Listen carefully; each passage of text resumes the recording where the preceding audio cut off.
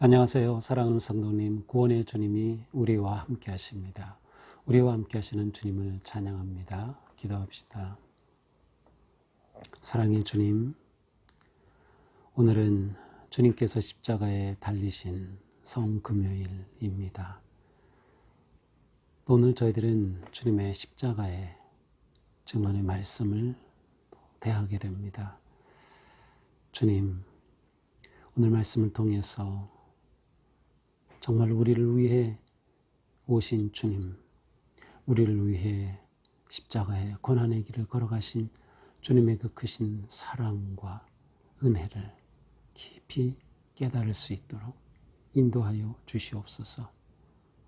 오늘 말씀을 통해 주님의 십자가의 그 순환당하신 모든 그 일들이 우리를 향한 하나님의 사랑의 역사임을 다시금 보며 또한 주님의 큰 은혜를 누리게 하여 주시옵소서. 오늘 저희들의 삶이 주시는 말씀으로 굳게 세워지게 하여 주시고 온전한 십자가의 성도로 세워질 수 있도록 인도하여 주시옵소서. 예수님 이름으로 기도합니다. 아멘. 네, 오늘 말씀은 요한복음 19장 17절에서 30절까지입니다. 그들이 예수를 맡음에 예수께서 자기의 십자가를 지시고 해골, 히브리 말로 골고다이라 하는 곳에 나가시니 그들이 거기서 예수를 십자가에 못 박을새 다른 두 사람도 그와 함께 좌우편에 못 박으니 예수는 가운데 있더라. 빌라도가 패를 써서 십자가 위에 붙이니 나사렛 예수 유대인의 왕이라 기록되었더라. 예수께서 못 박히신 곳이 성에서 가까운 고로 많은 유대인이 이 패를 읽는데 히브리와 로마와 헬라 말로 기록되었더라. 유대인의 대제사장들이 빌라도에게 이르되 유대인의 왕이라 쓰지 말고 자칭 유대인의 왕이라 쓰라 하니 빌라도가 대답하되 내가 쓸 것을 썼다 하니라. 군인들이 예수를 십자가에 못 박고 그의 옷을 취하여 네 기스에 나누어 각각 한 기씩 얻고 속옷도 취하니 이 속옷은 호지 아니하고 위에서부터 통으로 짠 것이라. 군인들이 서로 말하되 이것을 찢지 말고 누가 얻나 제비 뽑자 하니 이는 성경에 그들이 내 옷을 나누고 내 옷을 제비 뽑나이다 한 것을 응하게 하려 함이로라. 군인들은 이런 일을 하고 예수의 십자가 곁에는 그의 어머니와 이모와 글로바의 아내 마리아와 막달라 마리아가 섰는지라. 예수께서 자기의 어머니와 사랑하시는 제자가 곁에 서 있는 것을 보시고 자기의 어머니께 말씀하시되 여자여 보소서 아들이니이다 하시고 또 그 제자에게 이르시되 보라 내 어머니라 하신대 그때부터 그 제자가 자기 집에 모시니라.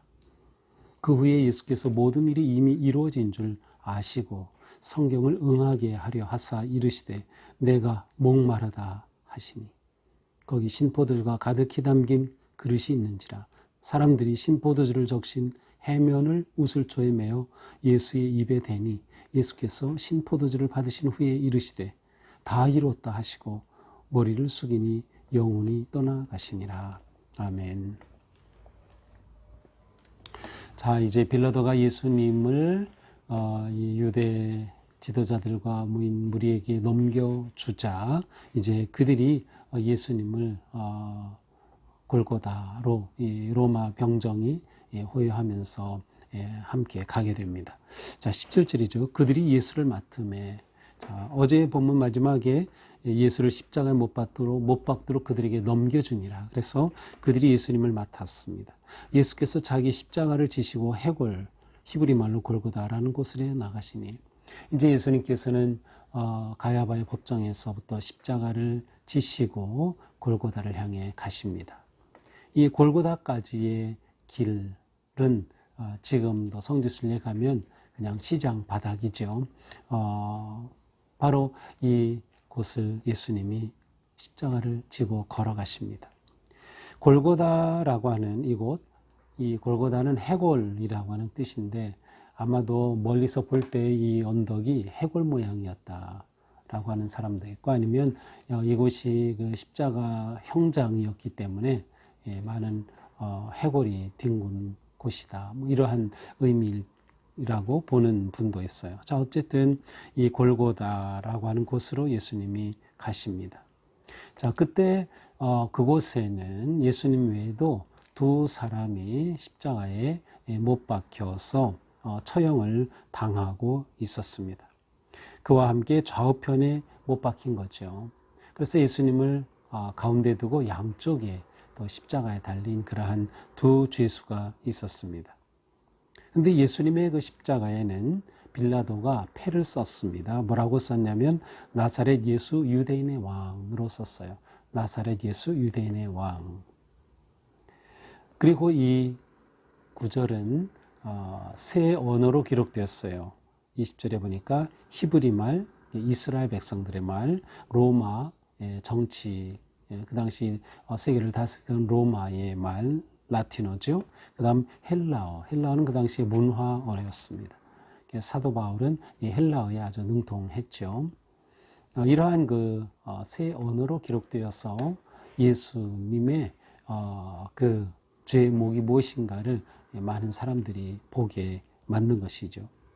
근데 제 본문에는 기록되어 있지 않지만 이 당시에 이 처형의 그 과정을 보면 이렇게 십자가를 지고 갈 때 그 죄수의 목에 이 죄패를 써서 걸게 했다고 합니다. 그렇게 해서 이제 이 골고다에 이르면 그 목에 걸었던 그 죄패를 빼서 십자가에 이제 못으로 이렇게 박는 것이죠. 예수님이 이 패를 걸고 갔는지는 기록이 없지만 그 당시 그러한 상황을 본다면 아마 그랬을 가능성도 있습니다. 자, 그런데 유대인의 대제사장들이 빌라도에게 항의합니다. 왜냐하면 빌라도가 이 죄패에다가 유대인의 왕이다, 나사렛 예수 유대인의 왕이다 라고 썼기 때문이죠. 그들은 좀 고쳐달라고 요청하죠. 뭐라고 고칩니까? 자칭 유대인의 왕으로 고쳐달라. 자칭이라고 하는 글을 더 넣어달라고 합니다. 하지만 빌라도는 단호하게 거절하죠. 내가 쓸 것을 썼다.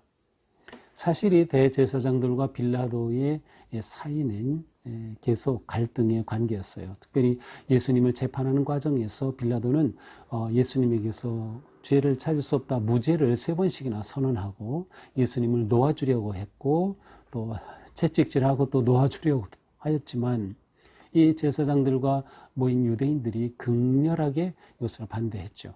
그리고 더 나아가서는 빌라도가 만약 예수님을 처형하지 않는다면 당신은 이 정치범, 유대 자칭 왕이라고 한 이 로마의 항거하는 이 정치범을 살려둔 셈이니까 당신이 반역자가 된다라고 위협까지 하면서 이 빌라도를 몰아세웠던 이 제사장들이었어요. 그러니까 빌라도는 사실 이 대제사장들에 대해서 아주 내심 아주 불편하면서도 갈등 관계에 있었죠. 그래서 유대인의 왕이라 죄패를 이렇게 붙임으로 인해서 한편으로는 이 대제사장들의 그러한 모습에 대한 자기 나름대로의 일종의 복수와 같은 그러한 행동이었다고도 볼 수 있어요. 하지만 이것을 통해서 유대인의 왕이라고 했기 때문에 그가 말했던 것처럼 예수님에게서는 어떠한 죄도 찾을 수 없다. 예수님의 무죄함을 또한 드러낸 것이기도 하고요. 그러나 신앙적으로는 사실은 예수님이 정말 누구이신지 그 정체성을 오히려 역으로 드러낸 것이기도 합니다. 예수님이 진정한 왕이심을 오히려 역설적으로 드러내는 그러한 죄패였죠.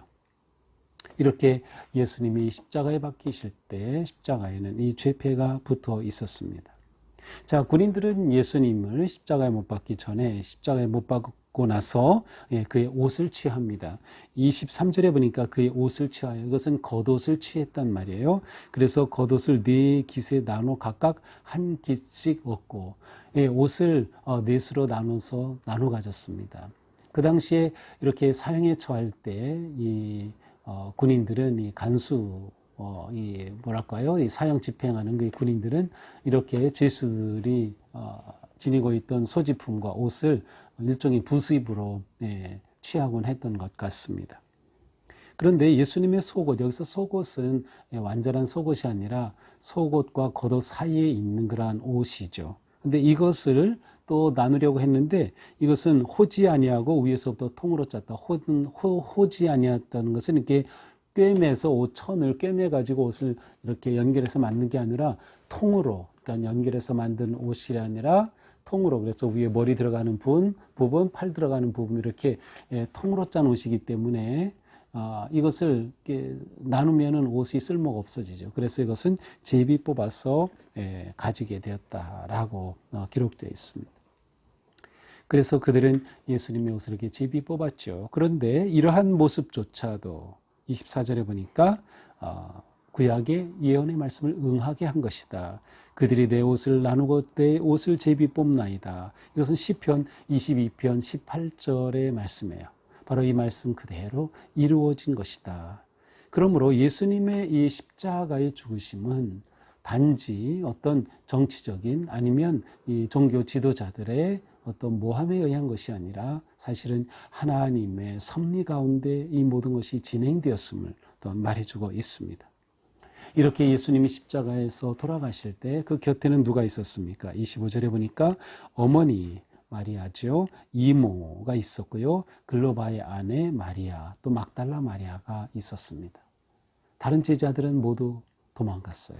물론 한 제자는 남아 있었어요. 바로 26절, 예수께서 자기 어머니와 사랑하시는 제자가 곁에 서 있는 것을 보시고, 어머니 그리고 사랑하시는 제자, 이 사랑하시는 제자는 곧 요한을 의미합니다.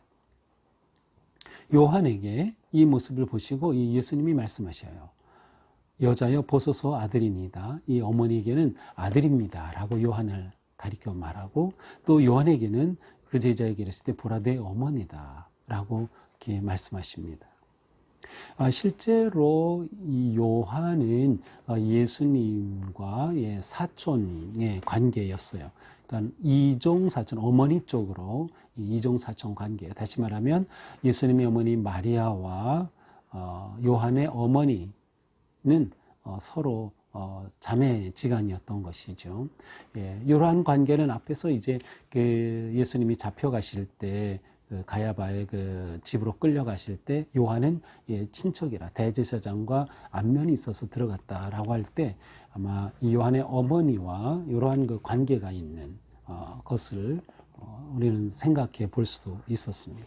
자, 이렇게 예수님께서는 요한과 그리고 자신의 어머니를 서로 아들이다, 어머니다라고 이렇게 함으로써 새로운 그러한 모자 관계를 만들어 주십니다.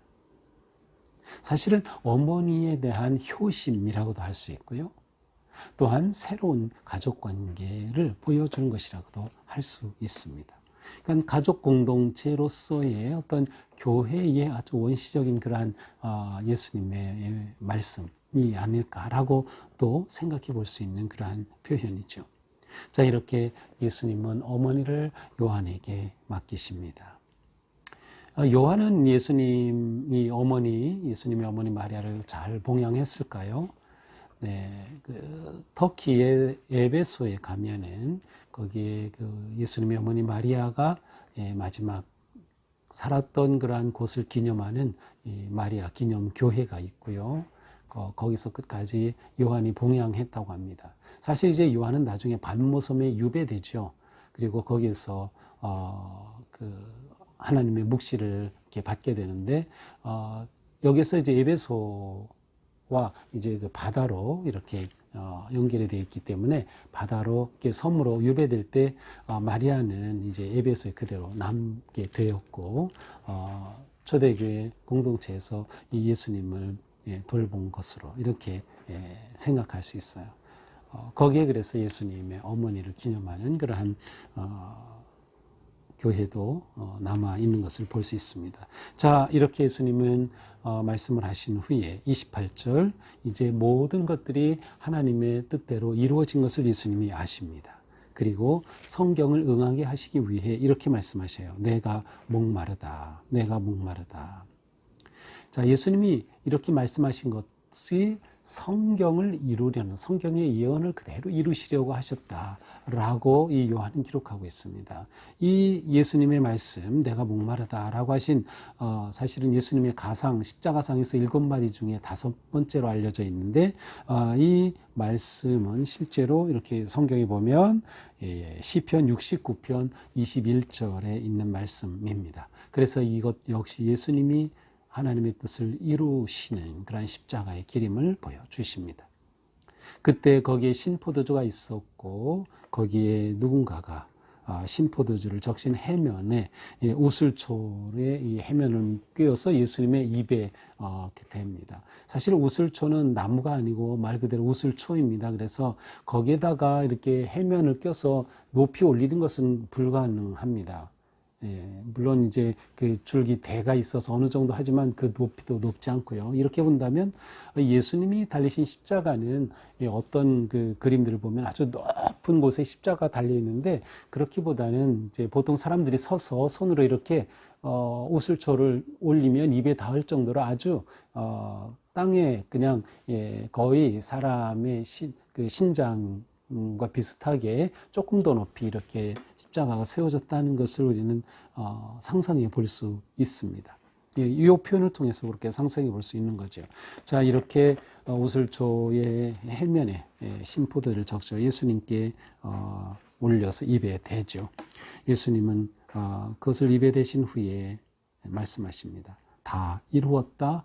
그리고 머리를 숙이시고 영원히 떠나셨습니다. 자, 이렇게 예수님은 마지막 십자가에서 운명하셨죠. 영원히 떠나가시니라 라고 되는 이 단어 그리고 이 표현은 사실은 직역하면 예수님이 영혼을 넘겨주셨다라는 뜻이에요. 그러니까 능동태로 돼서 예수님이 넘겨주신 거야. 떠나가셨다기보다는 넘겨주신 거죠. 다시 말하면 예수님은 이 마지막 이 순간을 하나님께 자발적으로 맡기셨어요. 자신을 온전히 하나님께 맡기신 그러한 모습이죠. 주도적인 순종의 모습을 마지막에 보여주신 셈입니다. 아마 우리도 마지막 죽을 때에 이러해야 하지 않을까 생각해 봤어요. 하나님께 내 영혼을 온전히 맡기면서 하나님, 제가 여기 있습니다. 이제 하나님께로 갑니다. 라고 하는 그러한 마음과 고백을 가지고 정말 하나님께 이렇게 내 영혼을 맡기는 그러한 죽음을 맞이할 수 있다면 얼마나 거룩하고 아름다울까 하는 생각을 해봅니다. 자, 이것이 오늘의 말씀이죠. 오늘 성금요일인데 예수님이 이렇게 십자가에서 돌아가신 이 본문의 말씀을 오늘 우리가 보았습니다. 자, 우리는 오늘 말씀을 보면서 무엇보다 우리에게 주신 이 구원이 얼마나 소중한가를 다시금 생각하게 됩니다. 그것은 저절로 우연히 온 것이 아니라 하나님의 뜻과 계획 안에서 그리고 예수님이 온전히 순종하심으로 자신을 십자가에서 내어주심을 통해 우리에게 다가온 선물이기 때문이죠. 구원은 이렇게 너무나도 소중합니다. 구원은 하나님께서 우리에게 주신 그 사랑의 모습이에요. 예수님이 우리를 사랑하셨기에 그 사랑으로 주신 것이 우리에게 구원으로 다가왔습니다. 예수님이 십자가에 죽으심과 그 고난은 우리를 향한 하나님의 사랑이고 그 사랑에 우리에게 놀라운 구원의 선물을 가져오셨다. 그러므로 우리는 하나님 앞에서 이 큰 사랑에 빚진 자입니다. 십자가의 그 큰 사랑을 빚진 우리들이죠. 그래서 우리는 그냥 사는 것이 아니라 주님을 따르는 삶을 사는 겁니다. 우리를 이렇게 사랑해 주신 그 주님을 사랑하는 삶을 사는 것이죠. 그렇습니다. 제자는 주님을 따르는 것입니다. 오늘 본문에서 다른 제자들은 다 도망가고 말았어요. 예수님의 그 십자가에 죽으심과 끝까지 함께하지 못했어요. 예수님의 제자가 된다는 것은 끝까지 주님과 함께하는 것이에요. 우리가 어떤 상황에서도 주님과 함께하는 것, 코로나의 위기와 어려움 속에서도 주님과 함께하는 것, 그래서 우리는 주님과 함께하고자 하는 그러한 마음, 결단, 헌신으로서 오늘의 성금요일을 보내고 또 오늘의 말씀을 받아야 할 것입니다. 이렇게 예수님의 제자된 우리는 예수님의 한 가족인 것이죠. 그렇습니다. 요한과 마리아가 부모와 엄마와 아들이라고 예수님 말씀하신 것처럼 우리는 그리스도 안에서 한 가족을 이루고 있습니다.